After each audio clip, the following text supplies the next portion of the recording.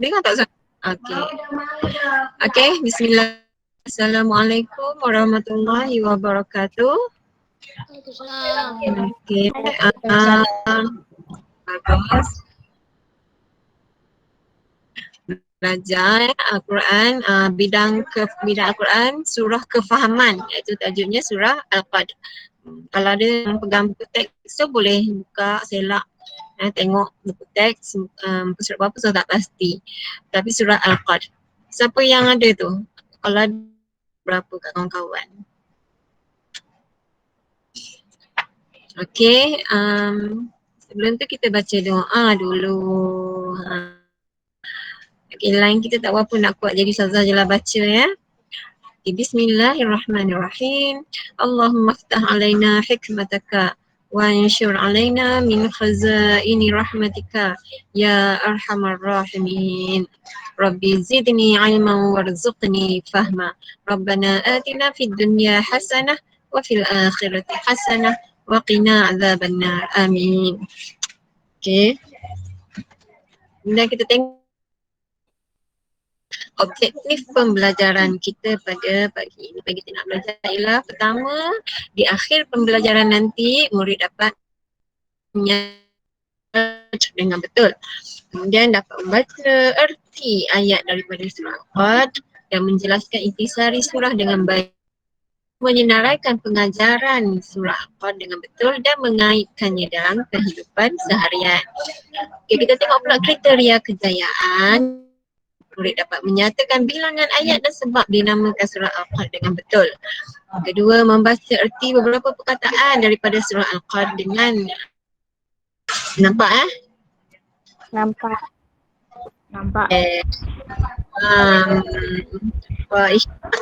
Syifa cuba baca surah ni. Oh, Akbar. Sekejap.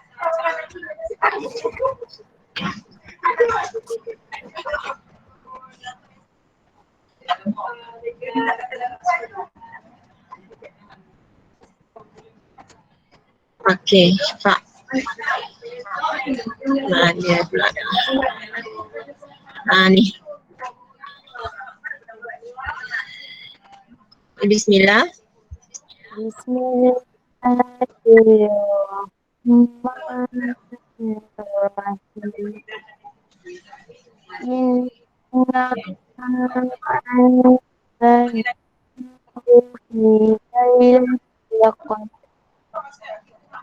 wa ma adraka ma lailatul qadr lailatul qadr khairun min alfi syahr tanazzalul malaikatu wa ruhu fiha biizni min rabbihim min kulli amr salamun hiya hatta matla'il fajr. Okey, tahniah Syifa. Sadaqallahul azim. Bagus bacaannya. Inilah dia surah Al-Qad yang kita nak baca, kita nak belajar ini apa maksud daripada surah ini ya. Pendek aja surahnya. Okey, kita tengok pengenalan dia dulu. Pengenalan surah Al-Qad, dia mengandungi 5 ayat. Ingat 5 je, sikit je ayat dia. Merupakan surah yang ke-97 di dalam Al-Quran. Ya, 97. Surah semua dalam Al-Quran ada berapa? Siapa tahu? Saya bagi masa setengah minit. Buka mic jawab. Ada berapa semua surah dalam Al-Quran?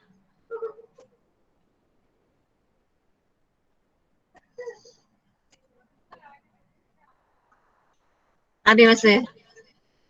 Tak tahu Okey, semua dalam Al-Quran ada 114 surah. Okey, jadi surah Al-Qad ni merupakan surah yang ke-97. Okey, dia turunkan di Mekah.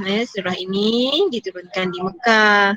Jadi dia tergolong dalam golongan surah Makkiyah. Okey. Ini pengenalan ringkas dia ya. Okey, seterusnya. Dinamakan Al-Qadr kerana kandungannya membicarakan kehebatan dan kemuliaan malam Lailatul Qadar. Ya.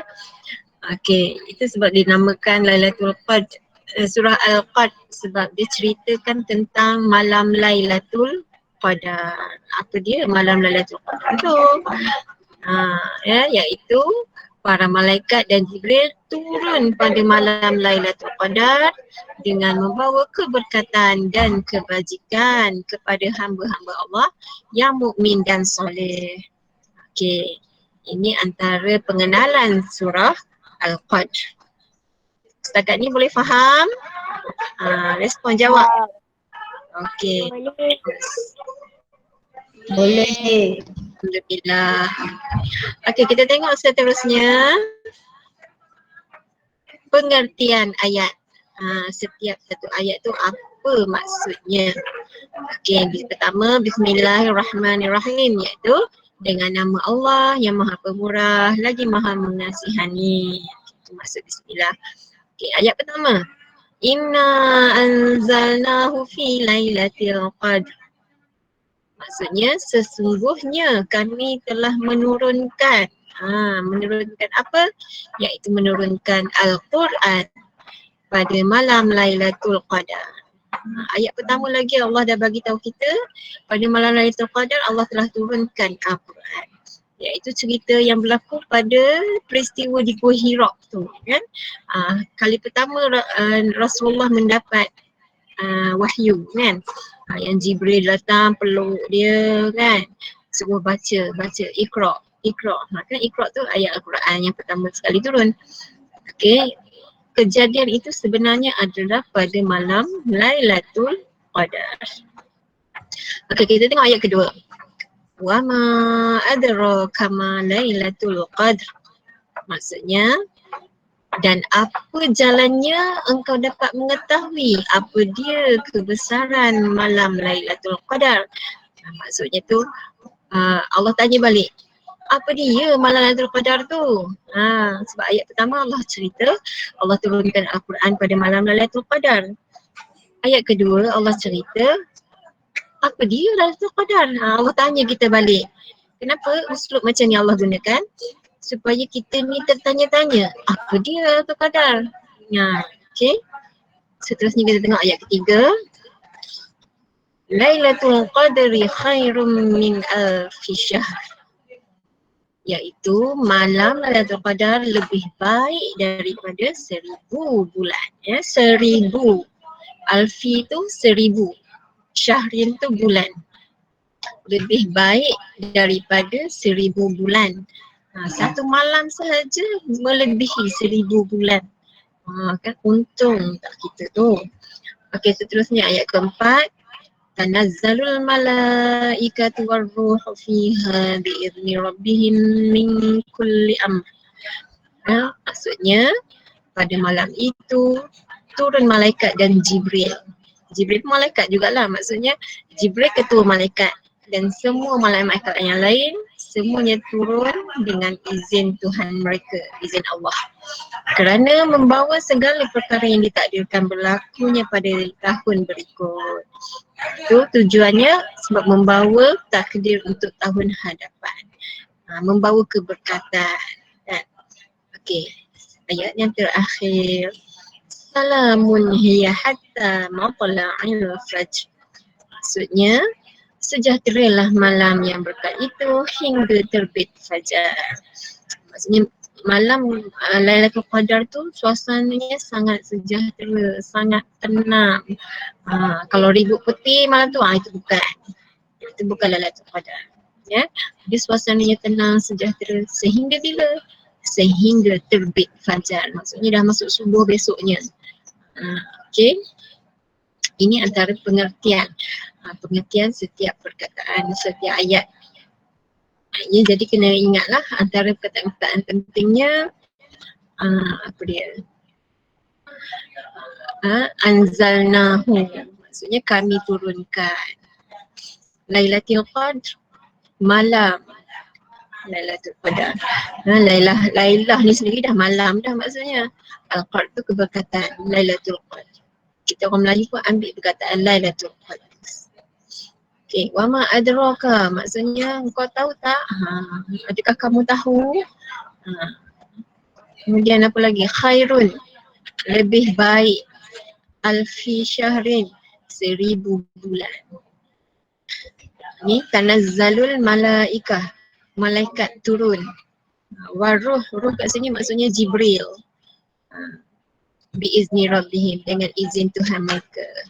Okay, last. Salamun, salam maksudnya sejahtera. Sejahtera hatta, sehingga matla'il fajr, terbit fajar. Okay. Setakat ni boleh faham? Boleh ikut Ustazah? Boleh. Boleh. Okay, bagus. Okay, kita sambung. Kita tengok pula intisari surah Al-Qadr. Intisari ni maksudnya isi dia, isi kandung utama dia kan, secara yang telah disimpulkan. Apa dia? Okay. Surah ini menjelaskan keistimewaan malam Lailatul Qadar.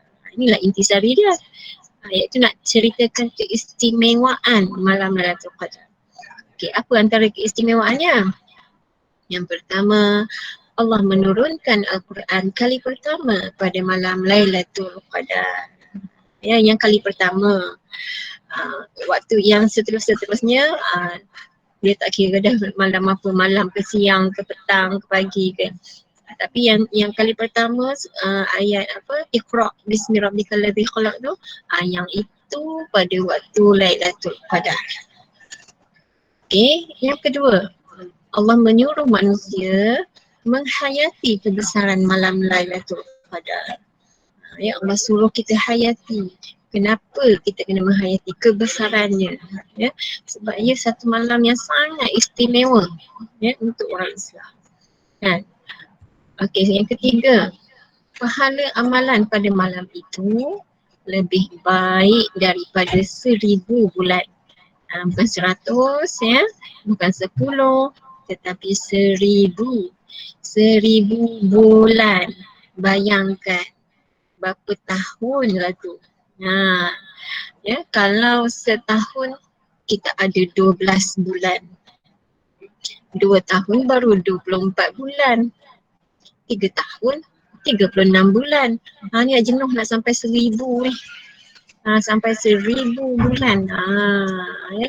Kalau dikira-kira dalam 80 tahun lebih. 86 macam tu. Ya, bayangkan satu malam Allah nak bagi pahala dekat kita sampai 80 tahun. Kita ni tak tentu lagi hidup sampai 80 tahun. Kalau kita buat amalan setiap hari pun tak tentu lagi dapat dengan pahala satu malam tu. Kan? Ya. Itu memang hadiah special daripada Allah untuk kita umat Nabi Muhammad. Okey. Seterusnya, para malaikat turun mengelilingi majlis ilmu sebagai tanda penghormatan kepada pencinta ilmu. Okey, bila ada majlis ilmu macam kita sekarang ni, majlis ilmu lah, kita belajar kan. Ya, malaikat turun memayungi kita dengan kepak-kepak dia, sayap-sayap dia. Tapi sekarang ni bukan bulan Ramadan, sekarang ni bulan Rejab kan. Okay, tapi memang majlis ilmu walaupun dibuka ni memang Allah merahmati. Jadi kita kena, sebab tu kita kena beradab dalam majlis ilmu. Sewaktu belajar kena beradab supaya ilmu yang kita dapat tu diberkati.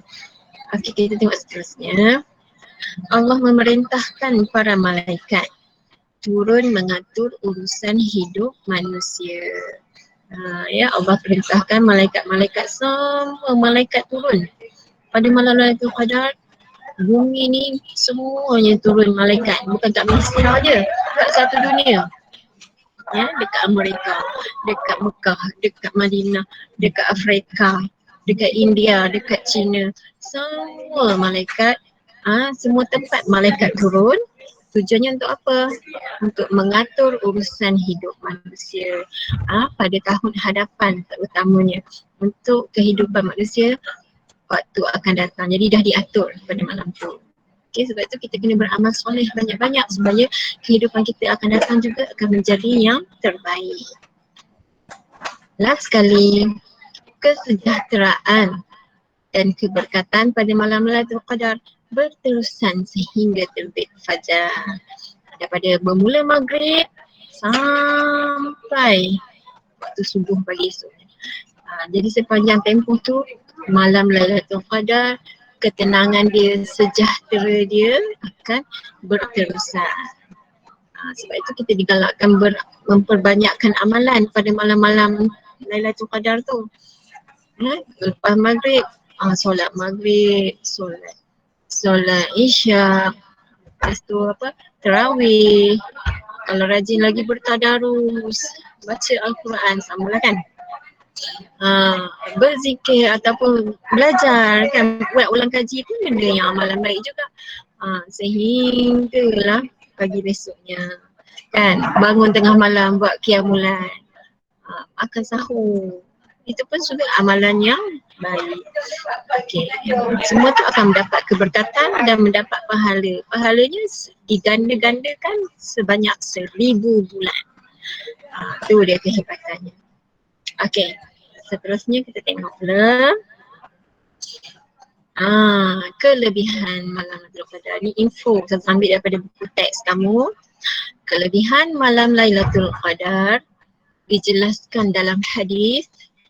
Ni Allah Nabi bersabda, Lailatul Qadri fil asharil bawaqi man qamahunna ibtiqai hasibatahunna fa inna Allah yaghfiru lahu ma taqaddama min dhanbihi wa ma ta'akhkhara.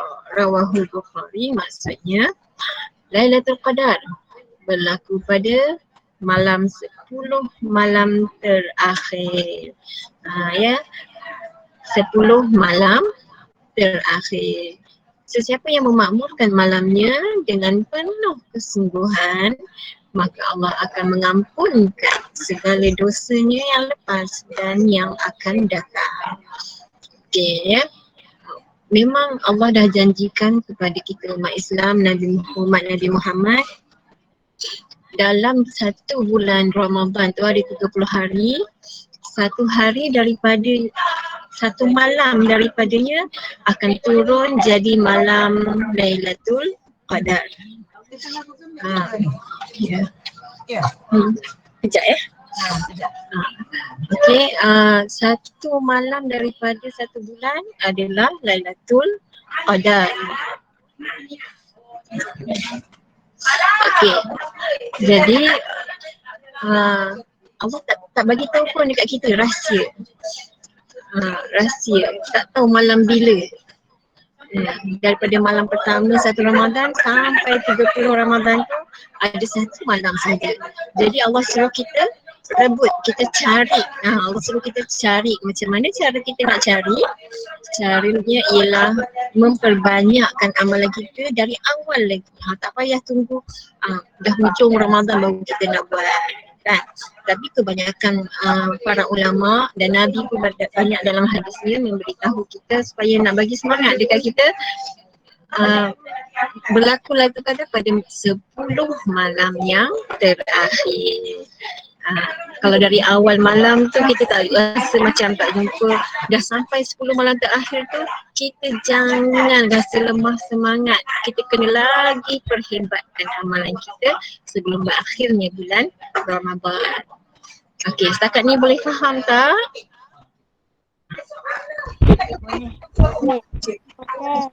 Okey, bagus.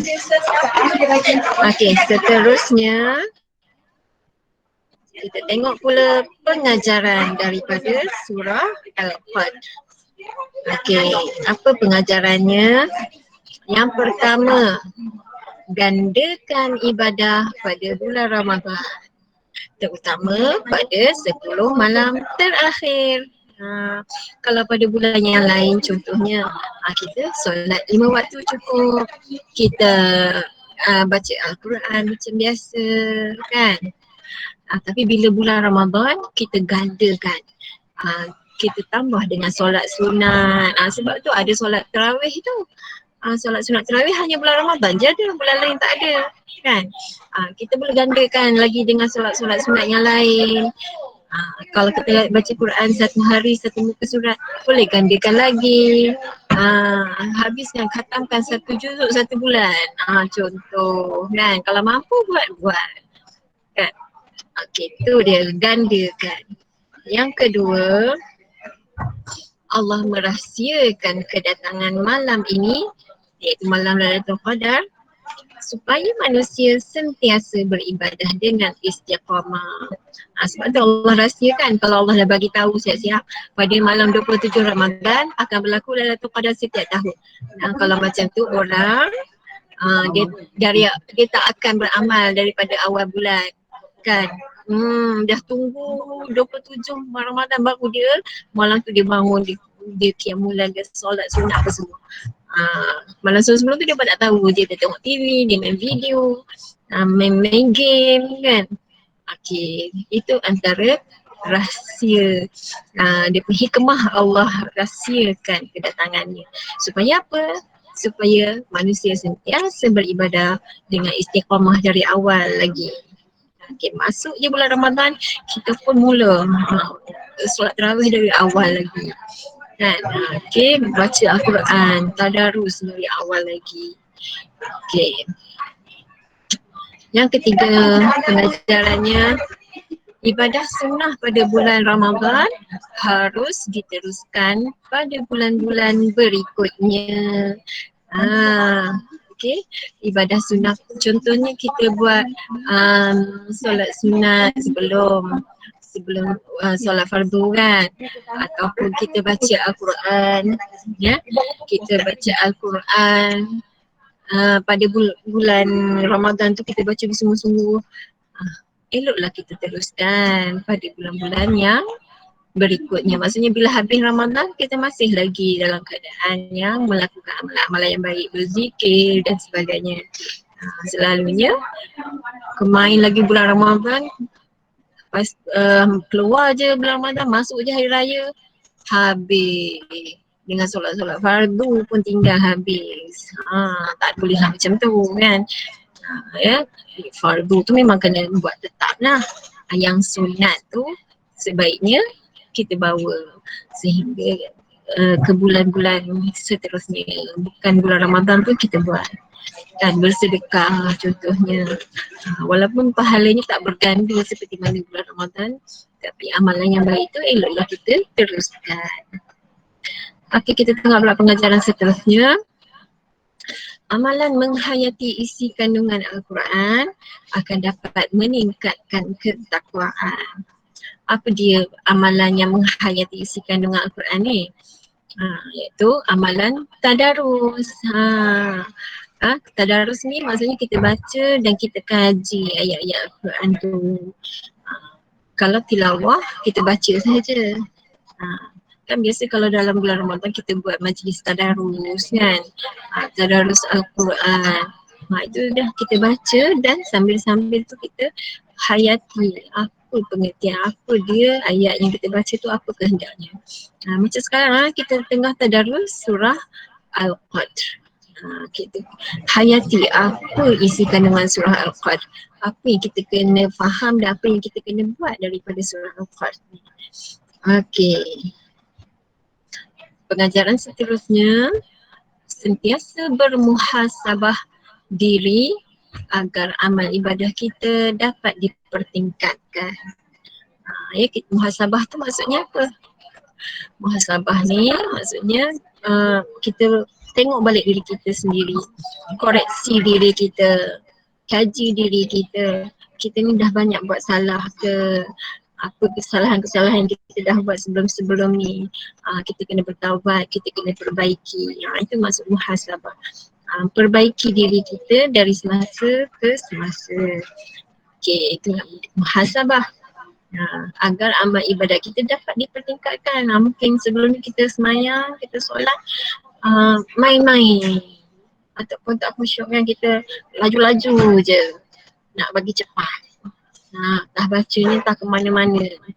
Jadi bila kita muhasabah, kita tahu kesalahan, kesilapan kita, kita cuba perbaiki dan pertingkatkan lagi amalan kita. Okey. Dia punya pengajaran seterusnya, bersyukur dengan nikmat Lailatul Qadar. Kita ni orang Islam, umat Nabi Muhammad, wajib bersyukur dengan Lailatul Qadar ni. Umat-umat sebelum Nabi Muhammad, Nabi apa lagi? Nabi Isa, Nabi Musa, Nabi Ibrahim, Nabi Yusuf, Nabi Adam, Nabi Ayub, semua tu lah tak dapat Lailatul Qadar ni. Lailatul Qadar ni Allah bagi hadiah kepada umat Nabi Muhammad. Beruntunglah kita umat Nabi Muhammad, bersyukur, alhamdulillah. Kalau kamu semua tahu, Nabi-Nabi sebelum yang sebelum ni, Nabi Nuh, Nabi apa semua tu sebelum ni, mereka ni umur dia panjang. Kadang tu sampai 100 lebih. Beratus-ratus umurnya pun ada, 600, 700. Bayangkan umur mereka beratus-ratus. Itulah sahabat Nabi Muhammad. Bertanya kepada Nabi, macam ni rugilah kami umur kami tak sepanjang itu. Kan? Umat Nabi Muhammad ni umurnya sekitar tak sampai 100. Kalau panjang umur pun sampai 100 tu tak ramai. Kan? Dalam 60, 70, 80 dah meninggal. Kan? Nabi kita sendiri pun meninggal umur 63. Okey, kemudian inilah dia Nabi Muhammad kata, inilah hadiah kepada umat Nabi Muhammad. Walaupun satu malam tapi dia punya pahala 1000 gandaan. Macam 1000 bulan. Tu dia kan. 1000 bulan punya amalan. Kita nak hidup pun tak tentu lagi sampai 1000 bulan tu. Inilah hadiah untuk umat Muhammad. Jadi kita wajib bersyukur. Okey, ini pengajaran daripada surah Al-Qadr. Setakat ni okey, boleh faham? Boleh ikut? Boleh. Okey, bagus. Alhamdulillah. Okey, kita tengok seterusnya. Apa dia usaha kita untuk mendapatkan keberkatan dari Lailatul Qadar? Apa yang kita perlu buat? Antara usahanya apa dia? Ni yang selalu orang buat kan? Yang pertama, iktikaf di masjid. Kalau kamu tengok dekat buku teks kamu tu, dia ada sembang antara ibu dengan anak. Anak dia tanya kat ibu dia, kenapa ayah dengan abang tu pergi malam-malam, pergi sampai pagi baru balik rumah. Pergi ke mana tu maksudnya? Pergi ke masjid. Buat apa di masjid? Iktikaf di masjid. Ini amalan yang ramai orang kita lakukan pada bulan Ramadan, terutama 10 malam terakhir. Iktikaf ni maksudnya macam mana? Iktikaf ni ialah kita niat iktikaf, kemudian duduklah kat dalam masjid tu, buatlah apa-apa, baca Quran ke, ada kelas mengaji ke, ada ceramah ke, kan, duduk diam. Tapi kalau duduk bergosip dalam masjid, itu tak nama iktikaf. Kalau bersembang pasal kartun, sembang benda-benda tak faedah, itu tak jadi iktikaf. Iktikaf ni dia duduk dengan niat, dengan berzikir kepada Allah. Dia pasang niat iktikaf sahaja. Iktikaf kerana Allah. Duduk saja pun dapat pahala. Bukan senang, bukannya susah nak dapat pahala. Duduk diam, dia Allah nak bagi pahala tu cukup banyak. Kita je ndak, antara ndak dengan tak ndaknya. Okay, ni antaranya. Lagi kita boleh buat Qiyamul Lail. Qiyamul Lail ni apa? Qiyamul Lail ni kita tidur tengah malam, lepas tu kita bangun. Bangun dalam pukul 3 pagi, 4 pagi. Maksudnya kita tidur dulu sekejap. Lepas tu bangun, kita bangun nak buat apa? Buatlah solat-solat sunat, solat tahajud, solat taubat, solat tasbih.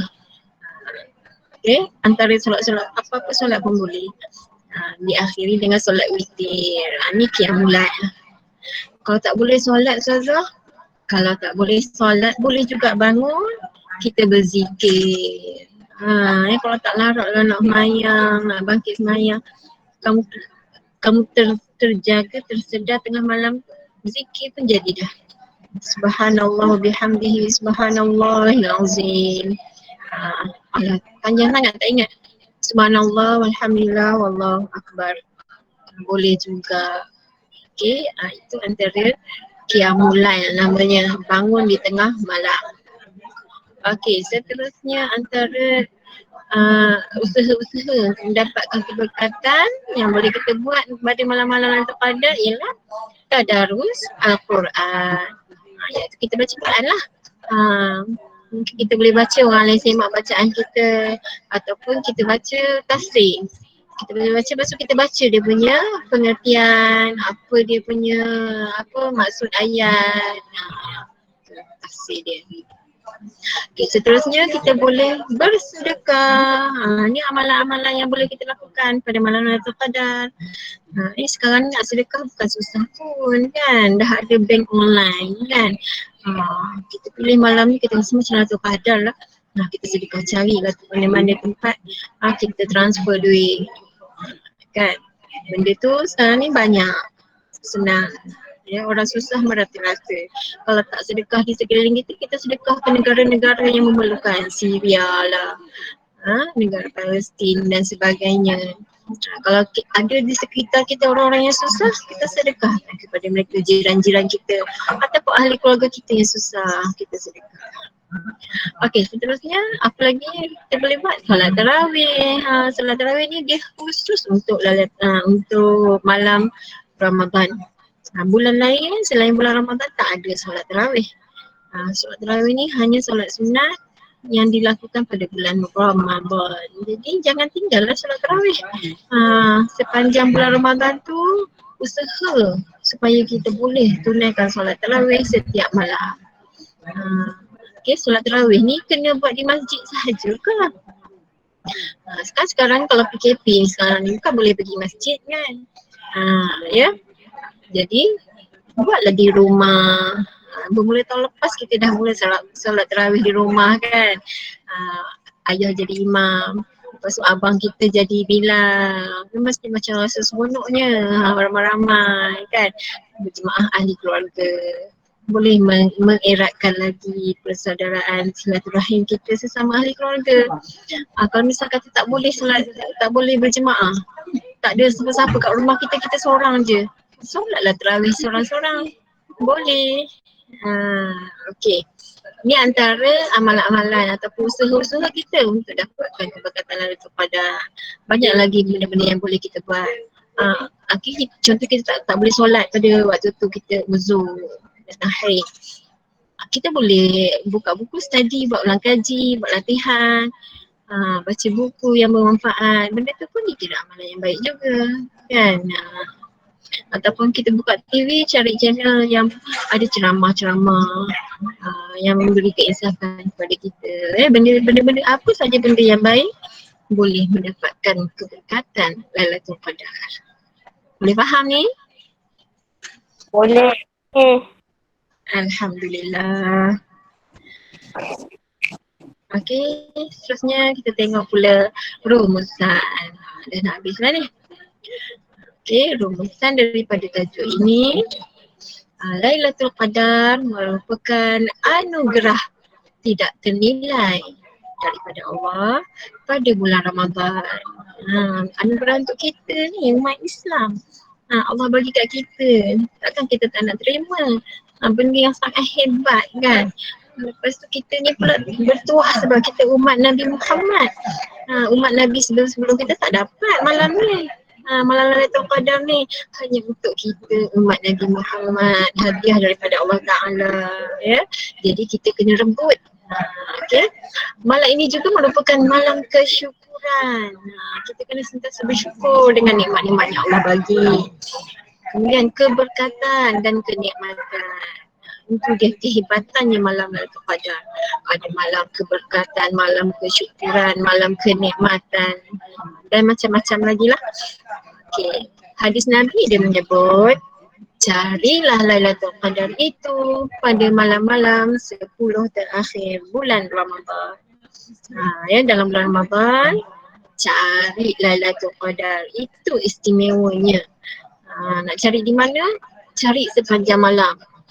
Kalau dari hari pertama, malam pertama kita dah buat, jangan putus asa.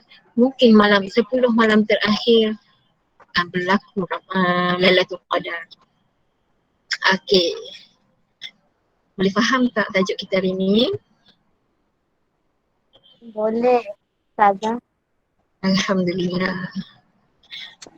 Okey, Hafizah harap yang lain pun boleh ya. Okey. Dah, sekian dulu. Terima kasih, jumpa lagi. Okey. Sekian dulu. Wabillahi taufiq wa hidayah. Assalamualaikum warahmatullahi wabarakatuh. Jumpa lagi.